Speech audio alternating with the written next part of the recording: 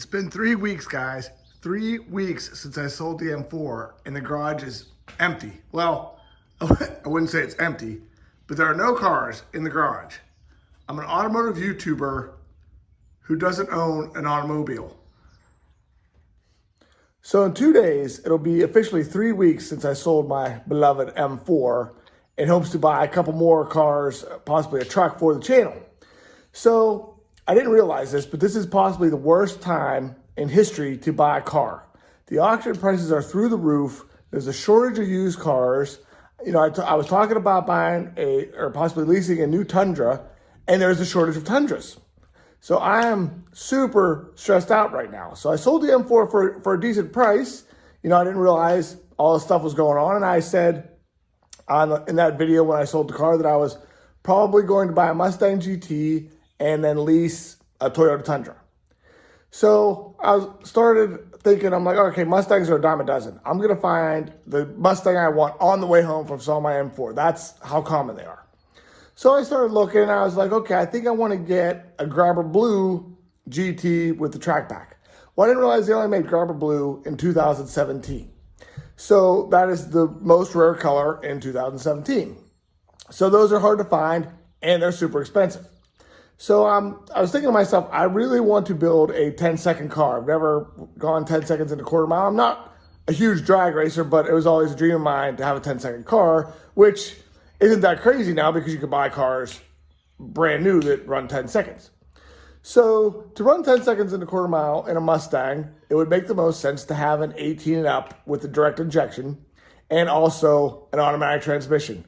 I know I said it, the A word. I can't really believe it myself, but the 10 speed is super good, and that came out in 2018. And the MT82 manual transmission in the Mustangs is not that great. I had a car with that transmission previously and I had issues with it. I just don't really like that design at all. So the 10 speed is kind of the way to go on the 18 and up. So I really like the Kona Blue. So I'm looking for an 18 and up Kona Blue automatic with the track pack with leather interior. And those are very hard to find, of course. You know, I went through this with the M4. Took me 6 months to find that car. I thought the Mustangs were way more common. You know, I'd be able to find one within a few days. And now, since I'm obviously getting more specific like an idiot, I can't find that car in an affordable price range. So I've been, I have auction access, because I work at a dealership. So I've been going on the auction sites, like a madman trying to find a similar Mustang like this. So I found a 19 that sold this past Friday, and it sold at the auction for over retail value.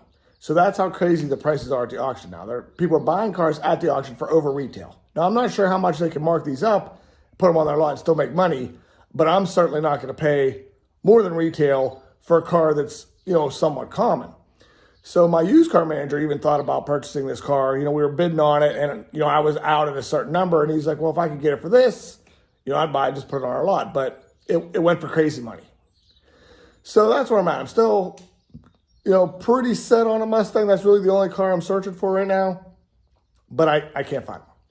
So in the truck news, I mentioned I was going to potentially lease a Tundra because the lease rates are strong and you could potentially have equity in a lease with a Toyota at the end of the term, depending on how the market goes. So I could potentially get money back, with the payment would be low per month, little money down. So I started looking at Tundras, and there is a shortage of Tundras right now. Everyone is pretty much sold out of Tundras until possibly the end of this month or going into August. So I have two dealerships that are part of the family of, the dealerships that I work for. So I can get a better price through them, and they are both completely out of Tundras. So I'm like, oh, I'm not that concerned about, what style Tundra I get. But then I was like, okay, I would like to have a Cavalry Blue TRD off-road Crew Max. So those are, not super hard to find, but right now everything's hard to find. So the more I did some research, the more I looked at the trucks, I determined I would rather have the Voodoo Blue TRD Sport. It's more monochromatic on the front end. It doesn't have the chrome bumpers like the TRD off-road. And I would rather put, Meteor off-road looking tires on it, and the off-road already has those. So if I got the Sport, it would make more of a difference, with the bigger wheels and tires. Well, of course, the Voodoo Blue is the most rare color in the Tundra. Of course, that's how it goes for me. I want the most rare color. I'm not sure why I'm drawn to those colors, but for some reason I want a blue Mustang and a blue Tundra. I don't know why. I'm just on a blue kick right now. So those are the two vehicles I'm looking for. So if you guys have any leads on either of those two vehicles, I would love to hear from you, because I'd like to purchase something today, because I'm driving the Suzuki still, which was never in my name. It was given to me by my sister-in-law for me to basically scrap. And it's been sitting around here for 2 years, unregistered. I mean, it is insured, and it kind of has inspection stickers on it, but it's not registered by any means. So that's been getting me through. But like I said, I drive the used cars at the Ford dealer during the week, so I have to drive the Suzuki on the weekend. But I don't really want to put my kids in the Suzuki, and at some point it is going to break. I mean, it's been super reliable, 130,000 miles on an 03, and I've done minimal. I put wiper blades on it, a brake caliper, and I charged the air conditioning yesterday in the past 2 years. So it's been pretty awesome, to have that as a backup. But I'd really like to get a car to start building for the channel. Like, I really want a 10-second car in my life, and with the 18 and up, you can get. I mean, I'm no professional drag racer by any means, so I'm not sure if I'm going to be able to do this. But you should be able to get this car with the right suspension and tires set up on E85 to run 10 seconds without forced induction.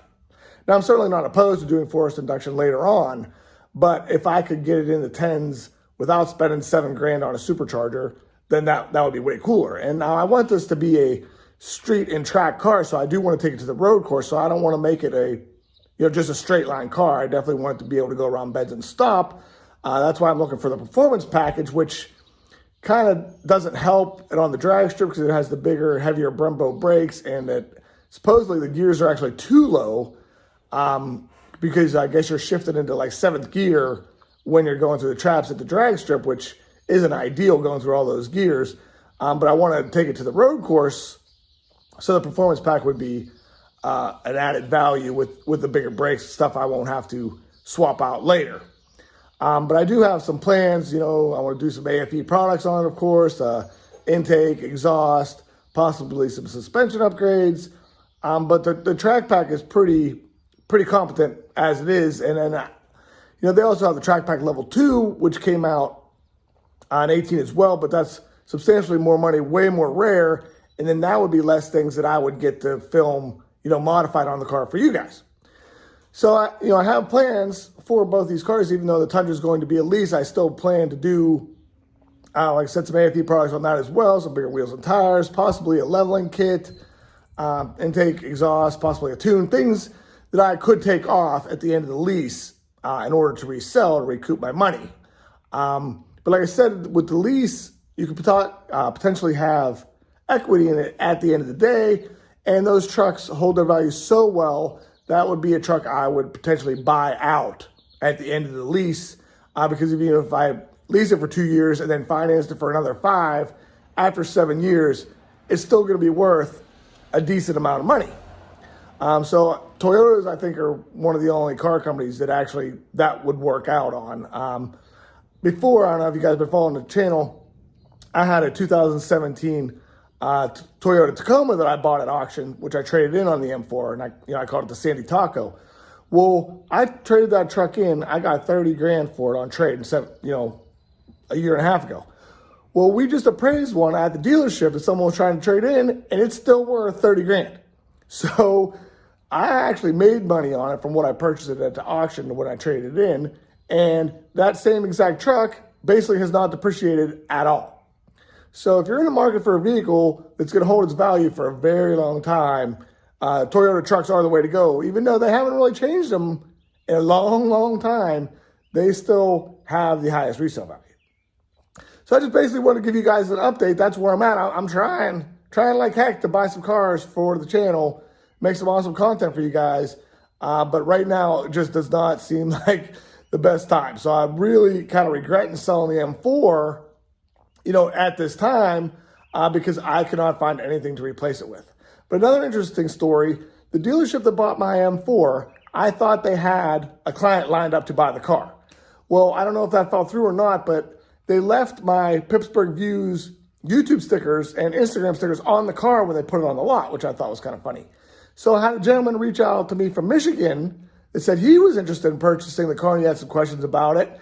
But then a young guy, local guy, commented on my channel and basically said he bought that car from the dealership and he would like to meet up with me sometime possibly, and we could get that channel back, or that car back on the channel, which I thought was super cool. So that may happen in the future. Maybe once I get the Mustang, we could do a little bit of side-by-side comparison between the M4 and the Mustang. I think that would be pretty cool content for you guys. So yeah, I thought that was cool, that guy to reach out to me. And he had a couple questions about the car, but he was really excited about it. He said that was his dream car as well. He was happy with all the modifications I did. He said the car's a beast and he's super excited. So we may meet up with that guy in the future. But like I said, if you guys know where there's a Kona Blue 18 and up automatic track pack or a Voodoo Blue Tundra, I would love to hear about it. So that's pretty much it for today. I mean, not much exciting content. I just want to give you guys a heads up. I'm trying to get some stuff on the channel for you guys. It's just been a rough couple weeks here. So thanks for checking out my channel. Please subscribe if you haven't already. Follow me on Instagram. Check out my Facebook page. Have a great day.